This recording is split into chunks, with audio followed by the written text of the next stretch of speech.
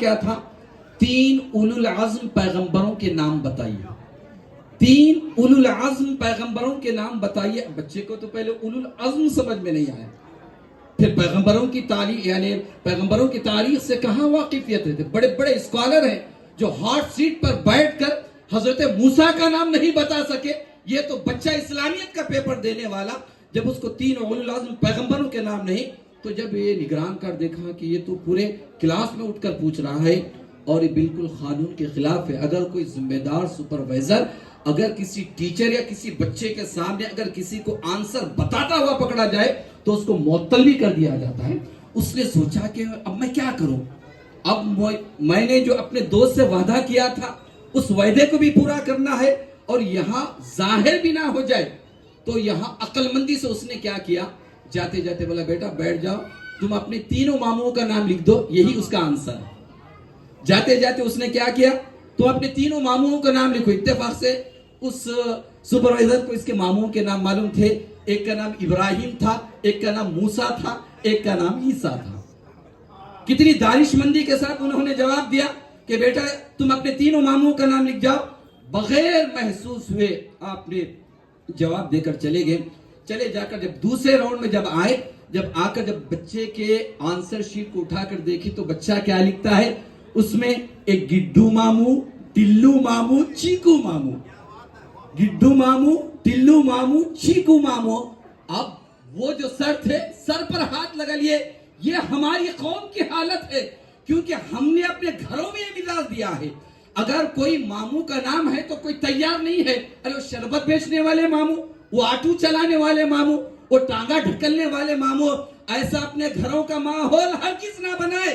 آج معاشرہ تباہ و تاراش ہو رہا ہے.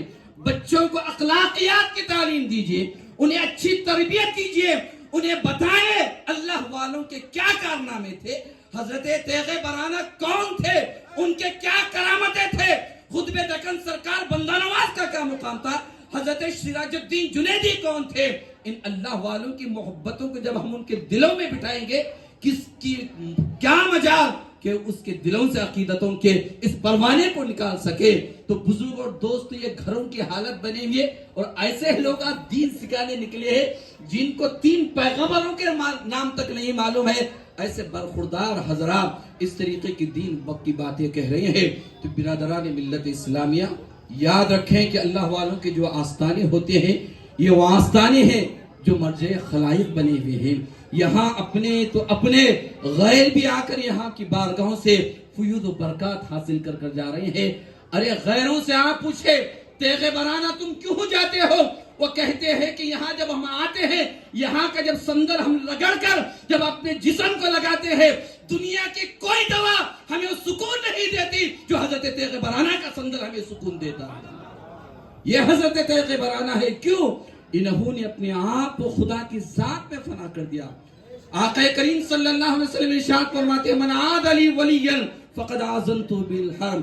یعنی جو اللہ والوں سے دشمنی مول لیتا ہے اللہ تعالیٰ ان سے جنگ کا اعلان فرماتا ہے. اب کس کے اندر کیا طاقت ہے، کس کے اندر اتنی کیا مجال ہے کہ وہ اللہ سے جنگ کرے. اور وہیں تفسیر ابن کثیر میں اللہ والوں کی عظمت سے متعلق ہمیں یہ بھی ملتا ہے کہ صاحب تفسیر ابن کثیر لکھتے ہیں اللہ تعالیٰ اولیاء کا بدلہ لیتا ہے. اولیاء کا بدلہ کیسے لیتا ہے؟ جیسے جنگجو جو شیر ہوتا ہے اس طریقے سے اللہ والوں سے بدلہ، یعنی اللہ والوں کی طرف سے وہ ان حاسدین، ان متعصبین، ان دشمنان اولیاء سے اللہ تعالیٰ بدلہ لیتا ہے. اسی لیے حضور فرماتے ہیں یہ وہ نفوس قدسیہ ہیں.